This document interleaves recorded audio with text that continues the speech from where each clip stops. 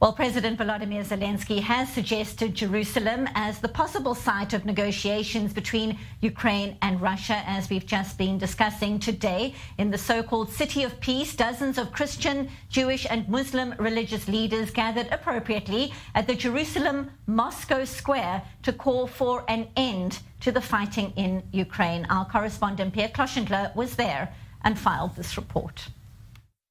Representatives of different faiths and traditions, Rabbis, Sheikhs, Druze and Christian Churches leaders gathered in the would-be City of Peace and called, pleaded, implored for an end to the war in Ukraine. ومن هذه النقطة المقدسة نوجه نداء كل مجتمع وكل دولة مرت بهذه المحنة أن تناشد الدولة الروسية بوتين بشكل عام أن يوقف الحرب عن الأوكرانيين.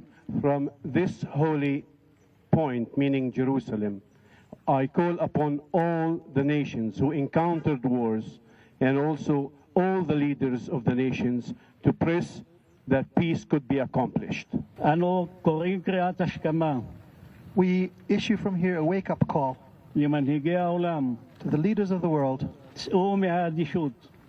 Get out of your indifference. Stop the cycle of violence. You can do it, and do it sooner rather than later. His Beatitude, the Latin Patriarch, was also present. We are not here to talk against anyone. We, as men of religion, our purpose is not to go against anyone, but to call anyone to work, to build relations, not to destroy relations. And now our way we have to keep these relations alive with all is the prayer. And for this we are here.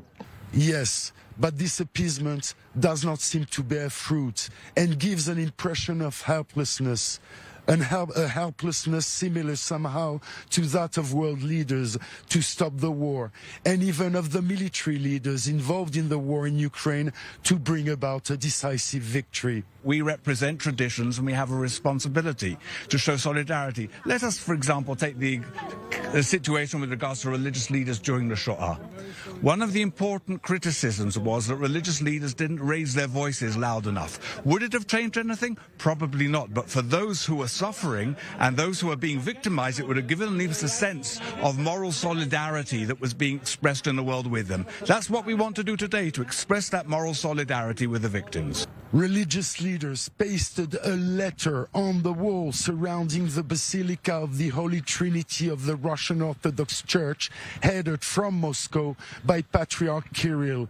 A dead-on-arrival letter, as other letters and pleas written by interfaith leaders around the world have not been heeded, except for a total alignment of Patriarch Kirill with the vision, both political and spiritual, of Ruski Mir, a Russian world, of Russian Federation President Vladimir Putin, to which Ukraine, the cradle of the Rus civilization of the 10th century, belongs by will or by force.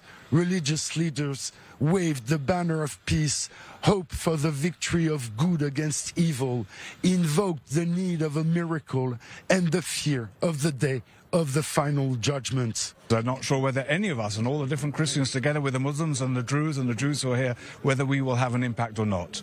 The important thing is that on the day of judgment we will be asked, did you try and did you make an effort? When you confront evil, it is a challenge to faith.